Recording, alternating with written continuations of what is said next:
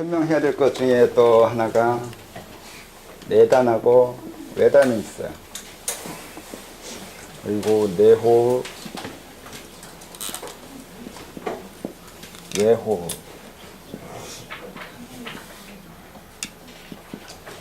처음에 외단이만 이 개념이 아마 방중수에서 나왔을 것 같은데, 제접술 여자하고 하면서 하는 거예요.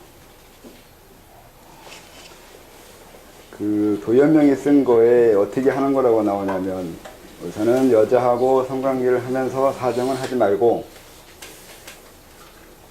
사정하기 전까지 가서 뺀 다음에 다시 그걸 봉고한다고 하나? 안정시킨 다음에 또 다른 여자하고 다시 삽입해서 사정하지 말고 하면서 이러고 여자를 바꾸는 거예요. 이렇게 써 있어요.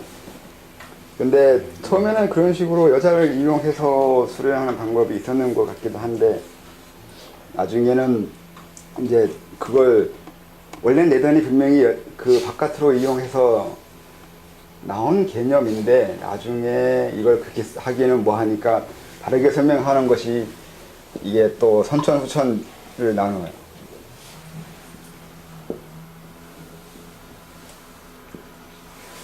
선천의 입장에서 이 소주천도 바깥이라고요. 외부라고요. 선천의 입장에서 이 바깥이라고요. 후천에 이게 임동맥 도는 소주천도. 그래서 임동맥 돌리다가 만들어진 단이라서 외단이에요. 이렇게 의미를 바꿔요. 그리고 그렇게 해서 수천이 완전히 선천으로 되면 그때는 내단이라고 부르고요. 이렇게 이론을 바꾸죠. 외호흡, 내호흡도, 외호흡은 코호흡이거나 아니면 뭐 단전호흡이거나 그렇게 되는 거고, 내호흡은 일종의 호흡이 아니에요. 이런 식으로 외호흡으로 개념으로 이해하면 내호흡은 호흡이 아니라 이건 관념호흡이잖아요. 성찰의 문제예요. 성찰의 문제예요. 이 내호흡을 또 호흡을 열심히 하는 사람은 어느 날 호흡이 사라지거나 호흡이 다르게 느껴지는 날이 있어요. 열심히 이게 호흡을 하다 보면 호흡이 아주 수월하거나 호흡이 들어오기만 하거나 내뱉으려고 하지 않거나 내뱉으려고만 하고 흡입을 하지 않으려고 하거나 한없이 들어가려고 하거나 한없이 나가려고 하거나 그런 걸 경험하게 되거나 호흡이 끊어지거나 그런 것도 경험해요. 아니면 호흡의 밀착성이라는 게 그 친밀성? 밀착성이 있는데 외부의 기운이 몸속으로 술술술 들어오는 묘한 경험을 하게 돼요. 그러니까 호흡하면서 느껴지는 묘한 경험들이 많이 있는데, 그런 것 중에 하나를 내호흡이라고 하는데, 아무튼 자기가 하는 것을 가지고 이걸 정의를 내리는 거니까 뭘 하기는 그러는데, 얘네들이 말하는 내호흡과 외호흡은 그런 것이 아니라, 외호흡은 말 그대로 호흡이라고 하는데 내호흡은 성천의 문제예요. 이성적인, 그러니까 지식의 문제예요. 왜 지식의 문제냐면 이 선천을 호흡해야 되기 때문에 그래요. 선천으로 들어가는 호흡을 해야 되기 때문에, 이거는 우리가 알고 있는 그런 식으로 호흡을 들어갈 수가 없는 거거든요. 선천이 어디 있냐 이렇게 말하면 선천이 어디 있는지 아무도 몰라요. 선천이 이 들락날락하는 무는 어디냐고 하면 이제 그걸 해명이나 단전이나 그렇게 얘기하죠. 현빈이라고 하고, 현빈 일기라고 그러죠. 현빈에는 구멍 하나, 그러니까 선천에서 수천으로 나오는 이 구멍 하나가 있다고 생각하는 거예요. 이 개념이 현빈일규예요. 구멍 하나 있는 거예요. 여기 해명이라 하든 단전이라 하든 기혈이라고 하든 어떻게든 얘기하는데, 그 부분을 그렇게 얘기해요. 그래서 외호흡은 이 후천을 선천으로 돌리는 호흡이 되는 거고, 내호흡은 선천이 호흡하는 거예요. 선천은 물질도 아니고 빈물질도 아닌 그런 형이 사학적인 것이기 때문에 호흡이라고 말하는 개념 자체를 다르게 할 수 있었을 때 알 수 있는 거예요. 그러니까 무조건 호흡이 끊어지거나 호흡이 어쩌고저쩌고 얘기한다고 해서 그 호흡이 아니에요. 개념 자체가 다른 거예요. 책에 이런 것이 있다고요.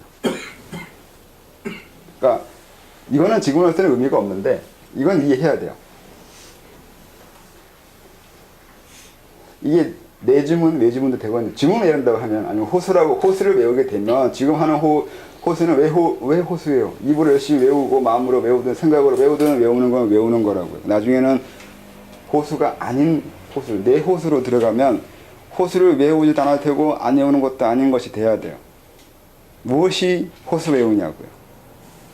나의 무엇이 호흡을 하는지, 나의 무엇이 호수를 매는지 이 고민이 있을 때 가능한 거예요.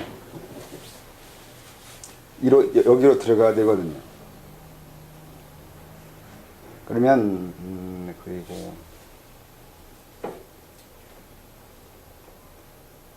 수련법 중에 이제 그 수련 이론을 만들어질 때 가장 뭐가 있냐면 본체 이론이 있거든요. 이게 딱 나눠서 이게 선천이라 하든 뭐 무극이라 하든 불상 이 본체론에 해당하는 모든 걸 다 얘기하는 거나 후천이나 뭐 태극이라고 해야 되나? 일상생활이요. 우리 현실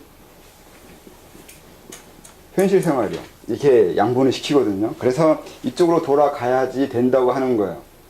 복권이라고 하든가, 복권이라고 뭐 하든, 공명이라고 하든, 판단이라고 하든, 이렇게 얘기하잖아요. 다. 이렇게. 이번 수련이 이렇게 됐잖아요. 그쵸? 여기서 일로 가야 된다고요. 근데 아까 말한 대로 이건 불교 영향이에요. 불교 처음부터 이렇게 설명한 것 같지는 않은데 나중에 불교는 점점 관념화돼서 이론화됐어요. 이론화된 상황에서 만들어진 불교 이론이에요. 애초에 원시불교는 이런 식의 개념은 아니에요. 그러니까 처음에는 도덕경에 있는 대로 아니면 아까 말한 대로 좀 기다리거나 나서지 말라는 것 정도인데 아니면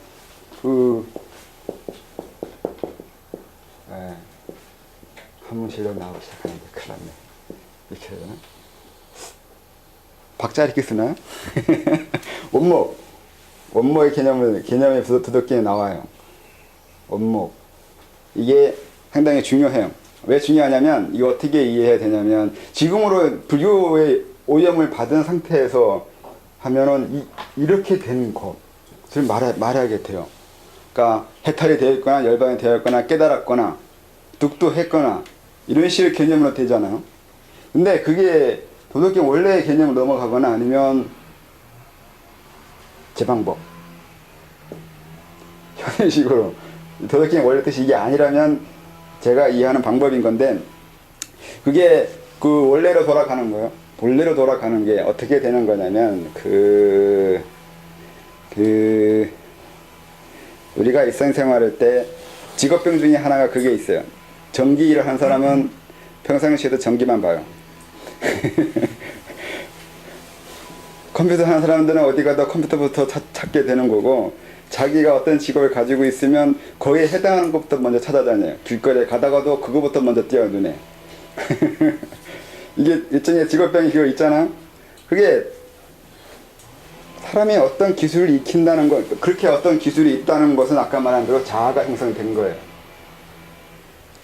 그게 선입견이 된다고요. 고정관념이 되고요. 내가 보는 거예요. 내가 보고 싶어 하는 거예요. 알고 싶어 하거나 관심 갖고 있는 거예요. 관심 가지려고 하는 거예요. 그건 그렇게 길들여졌거나 거기에 익숙했거나 어떤 그 기술이 가지고 있거나 내가 그것에 맞추어져 있는 걸 뜻해요. 그렇잖아요? 그렇죠? 그렇게 이해했을 때 그런 것에서 그렇게 기술이 익혀져 있지 않았을 때 아니면 자아가 형성되지 않았을 때 선입견이 형성되지 않았을 때로 가는 거예요. 돌아가는 거예요. 그게 일종의 그 원목에 해당해요. 원목에 해당해요. 그러면 이게 열반된 거나 이런 본체로 넘어간 거하고 비슷한데 다른 거는 자아가 죽지는 않아요. 이건 자아를 죽인다는 개념이 있어요. 물론 자아를 해체시켜서 재구성한다고 했을 때 자아가 없어지고 다른 자가 만들어졌으니까 죽었다가 다시 살아났다고 하면 좀 더 쉽게 설명되거나 극단적으로 그렇게 가르쳐야 될 때가 있는 것도 사실인데 그렇게 무조건 죽여버리거나 사라지게 하거나 없다고 말하는 것이 다가 아니라 그렇게만 설명하는 것이 다는 아니라 전기를 하는 사람이 전기를 안 볼 수는 없단 말이에요. 내가 그것에 익숙하기 때문에 자꾸 그것부터 먼저 하려고 하고 보려고 하는 것을 무조건 제어하거나 억압할 수는 없단 말이에요. 그랬을 때 이제 이게 옛날 도덕경험식으로 말을 하면 뭐가 되냐면, 그러더라도 나서지 말라고요. 나서지 말라는 얘기야. 그냥 하고 싶다 하더라도 한 박자 쉬라고요. 너무 그렇게 설쳐되지 말라고요. 오지랖 좀 둘이라는 것이 돼요. 그게 아까 말한 그 단전이 하나, 둘, 세 개가 있을 때 욕망을 자꾸 나오려고 하는데 서로 단절시킨다고요. 뭘 하고 싶을 때, 얘가 하고 싶을 때 얘가 못하게 하거나, 얘가 하고 싶을 때 얘가 못하게 하거나, 서로 간에 견제를 한다고요. 감정이 일어났을 때 그 감정대로 행동하게 되면 이게 다 하나가 돼버린 거잖아요. 감정이 일어나는 거하고 행동하는 거하고는 다른 거예요. 서로 다른 부분이 움직이고 있는 거라고요. 응? 다른 부분이 움직이고 있는 거예요. 그래서 어떤 욕망이 생겼다고 해서 그 욕망대로 머리가 돌아가 버리면 안 돼요. 얘도 나름대로 자기 관념체계가 있어야 될 거 아니에요. 얘도 감정체계가 있어요. 여기 생활체계가 있고요. 각기 자기만의 체계가 있다고요. 근데 이 체계에서 일어난 것이 여기 강요한다고 해서 얘가 그냥 따라가면 얘는 멍청하게 돼버린다고요. 종속된 거라고요. 종속됐잖아요. 여기에 종속된 머리잖아요. 제각각 자기 의식이 있어야, 자기 본의가 있어야 되는데,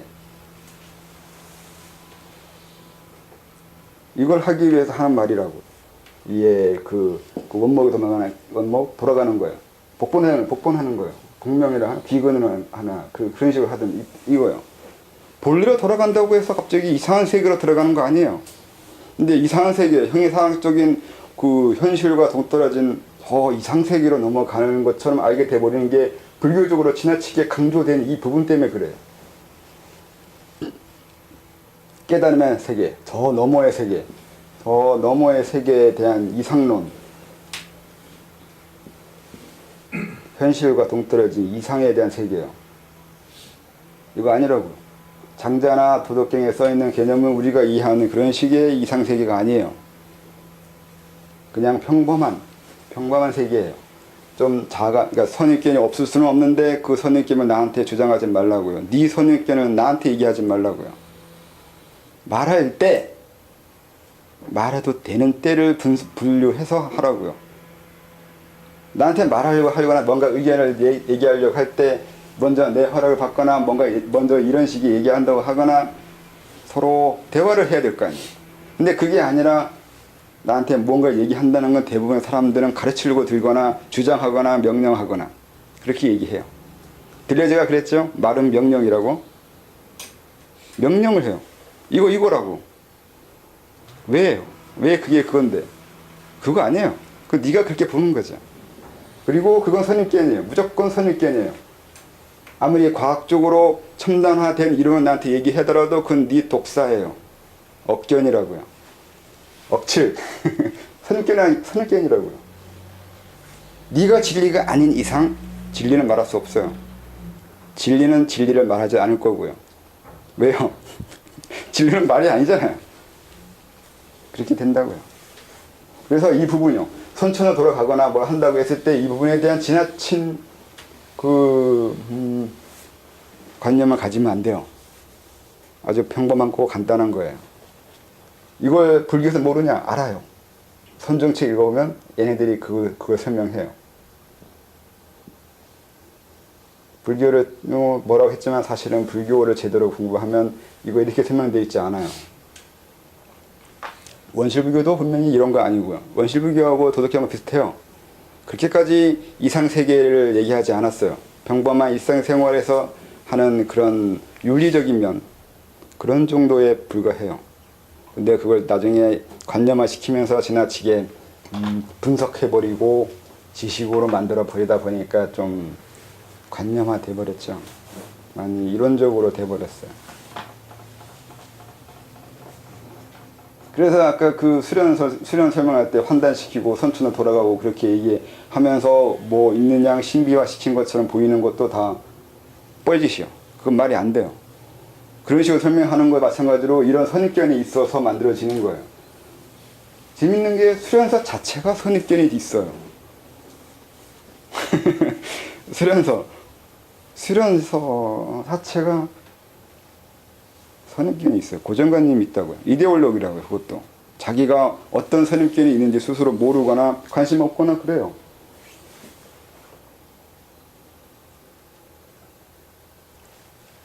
그래서 그렇게 되어 있는 거지 그것이 맞다는 건 아니에요. 그렇게 설명할 수 있다고 하는 거죠. 수련에 대해서 수련을 어떻게 하는 거고 어떤 원리로 하는 거고 이런 거는 설명한 사람 마음이에요. 여러 가지 방법으로 설명할 수 있다고요. 제가 오늘 설명한 것만도 몇 가지 되잖아요. 몇 가지 되는 건가? 어떤 때는 그렇게 설명할 수도 있다고요. 또 이렇게 설명 안 해도 된다고요. 그래서 이제 어떤 사람이 수련한 다음에 이제 수련을 어떻게 하는 거냐 설명할 때 보면 누구 걸 베껴서 설명하고 있냐고요. 어디 걸 베껴서 설명하고 남의 걸 다 설명할 거라고. 자기가 공부한 거 설명하지 않아요. 또 자기가 공부한 게 남이 만들어진 방법으로 공부했으면 결국 또 거기에 종속돼서 그 선입견으로 이렇게 공부하는 거라고 설명할 거라고요. 다들 그렇잖아요. 그렇게 설명된다고요. 공부 자체가 자천하는 거 자천 자체가 남의 복사가 돼요. 카피가 된다고요. 카피가 되는 건 문제가 아닌데 자기가 카피 됐다는 걸 알면 상관이 없는데 아까 말한 대로 만들어진 그러니까 이것을 서로 구분할 수 있으면 자기가 카피시키고 있는 걸 얘가 보거나 누군가는 볼 텐데 안 봐요. 자기가 카피됐다는 걸 인정하지 않아요. 아무도 서로 간에 견제하지 않고 있는 거죠. 견제를 시키지 않았으니까. 이게 다 따로따로 놀게 만들어야 되는데 그러면 한 사람이 세 사람의 능력을 가지는 거잖아요. 너무 단순 비교인가? 아무튼 자천을 카피하고 있다고요. 그리고 카피한 줄 몰라요. 카피하는 게 더 멍청한 게 아니라 카피한지 모르는 게 더 멍청한 거예요. 여러분 저 카피하려고 열심히 듣고 있잖아요. 대신 카피한다는 걸 알고 카피하라고요. 거기에 제 서명이 들어있어요. 진짜예요. 그래서 보면 누구 카피했는지 알 수 있어요. 어디서 공부했네, 어떻게 공부했네, 누구한테 배웠지, 스승도 다 알아낼 수 있어요. 뒤에 아무도 모르는 곳에 설명되어 있어요. 그걸 찾아가지고 이거 지워봐요. 그거 지워낼 수 있는 것도 있고 찾아보려고 애쓰는 것도 재밌는 건데. 그래서 이제 이쪽 세계 선천부터 나눠질 때 이쪽이 이게 선천으로 돌아가면 뭐가 되냐고 말하면 뭐가 되는 거 왜냐면 아까 말한 대로 이 소유촌이라는 게 자기 조절이라고 했잖아요. 자기 조절을 항상 해야 돼요. 한번 그렇게 했다고 선천으로 넘어갔다고 해서 난 선천이 되는 것은 아니란 말이에요. 항상 감정은 일어나요. 독도하든 뭘 하든 아무리 높은 경지에 올라간다 하더라도 감정은 일어나요. 그러면 소유천 해야죠. 감정 조절을 해야 되잖아요. 선천으로 들어가야 된다고요. 선천은 들어가서 여기서 살 수 있는 게 아니라 항상 선천으로 돌아가기 위해서 애써야 돼요. 그래서 갈등은 사라지지 않는다고요. 그래서 해탈이나 열반이 일어나면 안 돼. 선천에 들어가서 완벽한 인간이 되거나 부처처럼 되지 않을 거냐고 생각할지 모르지만 그건 나중에 만들어진 이상론이라고요. 처음부터 그렇게 말한 적은 없다고요. 부처도. 부처가 되면 다 끝난 것은 말하지 않아요. 항상 고진멸도예요. 고진멸도는 별거 아니잖아요. 내가 무슨 짓을 하고 있는지 보라고요. 고통이 만들고 있다고요. 고통을 고통으로 볼 수 있는 게 그게 현명한 거예요. 그 다음에 그 고통을 제어할 수 있는 재주를 가지는 게 또 현명한 거고요. 그게 고진멸도예요. 고진멸도 별거 아니에요. 그리고 고진멸도보다 부처가 그랬잖아요. 이 사성제 외의 수련법 없다고요. 이게 최고라고. 왜요? 그럼 이래서 그래요. 그냥 항상 나는 내 자신을 제어하면서 살아야 돼요. 불교에서 말한 대로 소 끌고 가는 거라고요. 내가 내 자신을 끌고 가야 돼요. 어떻게 해요? 그냥 따라가면 돼요. 소 키워보면 알겠지만 소 끌고 자기 집에 데려가는 사람 없어요. 소가 사람을 끌고 가요. 그쵸? 안 해봤나? 그렇게 안 해요. 그럼 어떻게 해요? 못 끊어서 키웁니다. 그렇구나. 아무튼 옛날에 사람이 소를 끌고 가지 않아. 요즘 개는 그러니까 개를 그렇게 하잖아요. 개가 사람 끌고 가지 사람이 개 끌고 가지 않잖아요. 내가 내 자신을 그렇게 끌고 가는 거예요. 어느 이상만 벗어나지 않으면 상관이 없는데 어느 이상 벗어나지 않는 것만 감시하면 된다고요. 그게 고진멸도이고 그게 아까 말한 환단이라고. 환단은 항상 환단해야 되고 항상 활자시라고요. 항상. 항상 감정 제어는 해야 돼요. 내 자신의 욕망 제어를 한다고요. 그게 그 뜻이라고요. 이게 선천에 들어간다고 별거 없어요. 이걸 이해하면 선천인 거죠. 이걸 이해하고 자기를 항상 조절하려고 애쓰는 거예요. 그러니까 선천이 중심이 돼서 이 부분을 제어하는 거예요. 그래서 이쪽을 주로 둔다고요. 주체로 둔다고요. 이쪽이 주체가 되고 이쪽이 객체가 된다고요. 인제 말대로 이쪽이 주가 되고 이쪽이 손님이라고요. 이렇게 만들어져야지만 수련하게 된 거라고요. 주체가 된다고는 얘기는 객체의 존재하에 주체예요. 사람들이 착각하는 것 중에 하나인데 열반에 들어간다고 그러는데 열반에 들어간다는 얘기는 주체밖에 없다는 뜻이 되는데 그럼 주체가 아니에요. 그렇잖아요. 객체가 없으면 주체란 말 쓰지 않는단 말이에요. 열반에 들어갔다는 얘기는 그냥 더 이상 얘기할 게 없어요. 없는 존재예요. 무존재라고요. 무존재는 뭐예요? 아무 의미 없어요. 이건 무존재는 무존재예요. 근데 이런 식의 것은 존재하지 않아요. 왜 존재하지 않냐면 그 이론의 역설이 돼버리는데 왜 존재하지 않냐고 설명하면 그냥 다르게 얘기하면 부처도 어딘가 있더라는 게 그렇게 열반했다고 말하는 사람들 찾아보면 분명히 그들도 어딘가에 있어요. 이 세계에 난 존재들은 이 세계 어딘가에 있어요. 이 세계에 존재한 것들은 이 세계 어딘가에 존재하고 있어요. 찾아보세요. 있어요, 어딘가에. 진짜예요. 이거 확실하게 해야 돼요. 그 어떤 곳도 그 어떤 곳에 있다고요. 뭐 엄하게 알아가지고 열반이나 무여 열반하면서 사라지는 거나 그 완전히 그 소멸되거나 멸진전에 들어가서 사라진 것처럼 말하는데 그따위 거 없다고요. 그런 이상한 거 없어요. 어딘가에 있어요. 사라진 것처럼 있는 거지 어딘가에 있어요. 사라지는 것 중에 가장 찾기 어려운 것이 존종이에요. 존종되면 어떻게 있는 거냐면 사람이 이만하게 돼가지고 이분간에 들어가 있어요. 그래서 어디에 있는지 어떻게 있는지 알 수 없게 돼 있어요.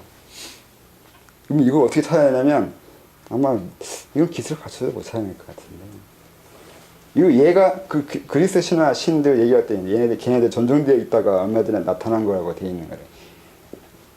사라지는 방법 중에 하나가 이거예요. 열반으로 사람은 사라지지 않아요. 사라지려면 이렇게 사라져야 돼요. 이렇게 사라지면 찾아낼 수 없어요. 이걸 찾아내는 사람은 거의 못 봤어요. 그래도 분명히 이들은 어딘가에 있는 거예요. 사라진 게 아니에요. 무존재가 된 게 아니에요. 무존재처럼 존재하고 있는 거지. 이렇게 돼 있어요. 분명히 이 세계의 존재자는 분명히 이 세계 어딘가에 있어요. 어떻게든 찾아낼 수 있어요. 누가 죽여버리지 않는 한. 죽인 사람도 있기 때문에 사라진 데도 있긴 하네. 여기 없으면 죽은 거예요. 여기 없으면 죽은 거예요. 지가 죽었거나 남이 죽였거나. 자살하는 사람도 가끔씩 있어요. 저쪽 세계에 보면 스스로 자살한 자가 있긴 해요. 그래서 그렇게 사라진 거지 열반되어 있거나 전혀 이상하게 되어 있는 건 아니에요. 이게 좀 사람들이 어려워하는 것 중에 하나예요. 도 닦으면 뭐가 있을 거라고 생각하는 거예요. 도 닦으면 아무것도 없다고요. 그냥 자기 제어밖에 할 게 없어요.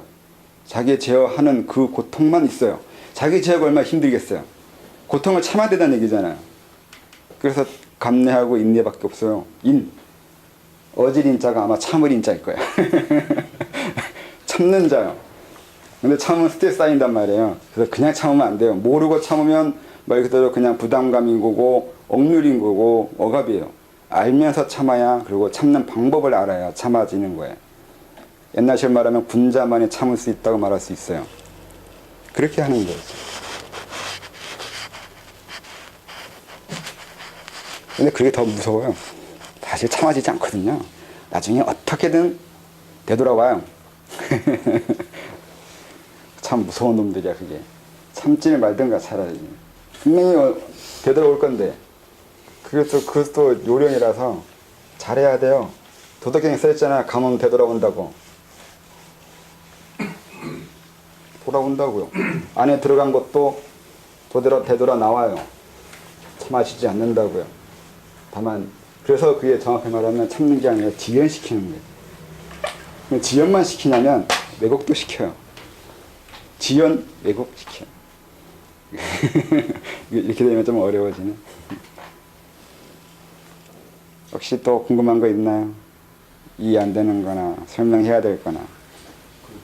지연이나 왜곡시킨다는 의미가 내가 어떤 거에 대해서 왜곡된다는 게 다른 방향으로 일이 터지게끔 나온다는 의미를 볼 수 있어요. 똑똑하면 왜곡시킬 수 있어요. 똑똑하다는 전제예요.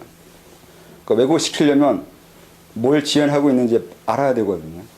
내 안에 무엇이 쌓여지고 있는지 알면 다르게 나오게 할 수 있다고요. 어렵게 말하면 윤회예요. 윤회에서 벗어나는 방법은 윤회가 뭔지 알면 돼요. 그럼 벗어나는 게 아니라 자유로워지는 거예요. 자유로워진 건 제어할 수 있다는 뜻이 된다고요. 윤회를 안 한다는 게 아니라 윤회를 하든가 안 하든가를 할 수 있다고요. 선택권이 주어진다고요. 그러니까 왜곡시키려면 선택권이 있어야 돼요. 왜곡시킬 선택권이요.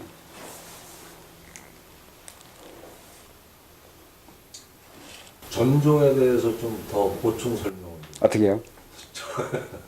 전종. 그러니까 어떤 부분을 보충시켜야 지금 그 단어만 그 약간의 개념만 지금 선생님 말씀하셔서 알고 있습니다. 그냥 없는 것처럼 있는 자들이 있어요. 이 세계에 딱히 인연을 연결시키기 싫은 거예요. 싫다면 더 이상 뭐 영향을 주고 싶지도 않고 영향 받고 싶지도 않고 교류되고 싶지 않을 때 사라지는 방법 중에 하나가 그런 게 있다고요.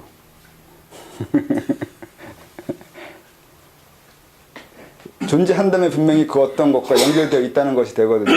아무리 무령대원이든 저쪽 그 이상 세계에 존재한다 하더라도 존재한다면 이 세계와 서로 연결되어 있어요.